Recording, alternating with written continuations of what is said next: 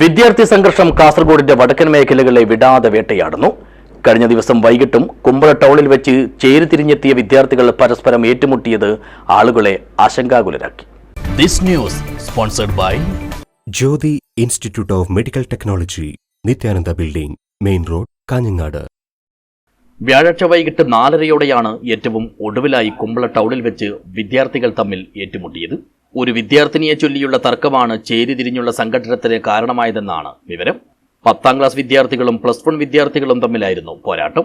വാക്ക് തർക്കത്തോടെ തുടങ്ങിയ പ്രശ്നം വലുതായി സംഘർഷത്തിൽ കലാശിക്കുകയായിരുന്നു.